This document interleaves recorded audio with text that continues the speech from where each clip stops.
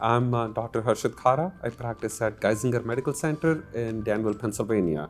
So in Central PA, we had the opportunity to work with an integrated health system, and I serve as the Director of Endoscopy as well as the Director of Quality and Research and the System Chair for the FACG Committee. So there is a need for improvement in the risk stratification tools for Barrett's esophagus management, and that's because right now we're basing our judgment on population-based studies. So when we see a patient with Barrett's esophagus, these patients, we're giving them a risk based on their clinical parameters, which is their personal histories, their prior endoscopy, and their Barrett's length.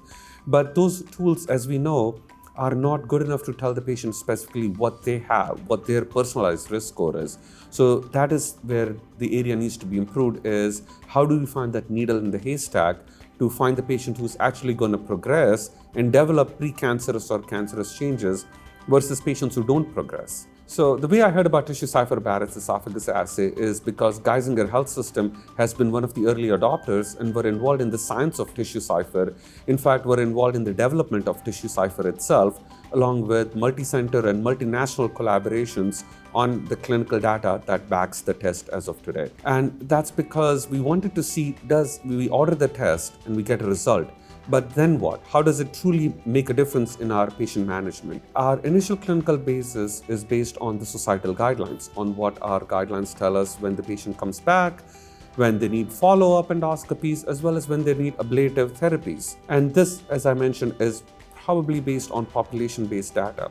So what we wanted to know is, does TissueCypher help us do our job better?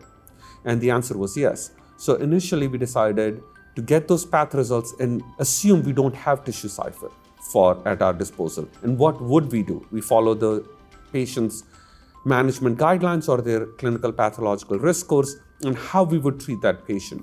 And then subsequently, we would order a TissueCypher, and once we got the results, we would then say, how did we change our management? Did we upstage it, downstage it, or did it not make any difference to our management, but it reaffirms that our decision was solid? The outcomes of that showed that more than 50% of the times, TissueCypher did change the management of these patients. That what we were initially thinking is not what we finally ended up doing. And that could include either upstaging their management or downstaging their management. Upstaging would involve either seeing them more frequently. So I may have said, we'll see the patient in 3 years, but the TissueCypher made me rethink that.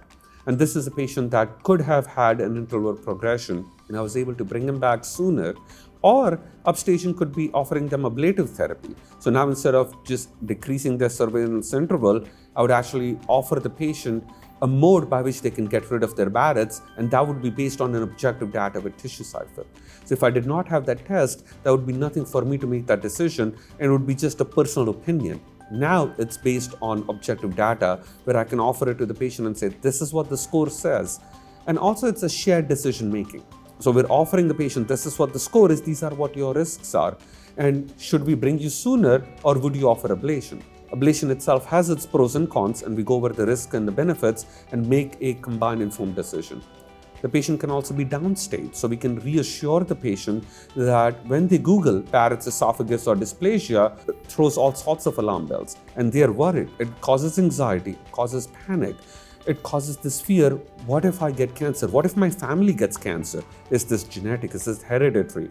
And these patients were able to not just us, but make them sleep better at night by getting a low-risk TissueCypher score and telling them, you know what, don't worry, we're not going to forget about you. We're still going to get you back. We're still going to keep you in surveillance, but we don't have to be so aggressive. We can follow the guidelines. We can lengthen your interval or not worry about ablation if we were deciding that before. I feel that TissueCypher is going to be paramount in the management of our Barrett's esophagus patients because I see this becoming the standard of care for the management of these patients.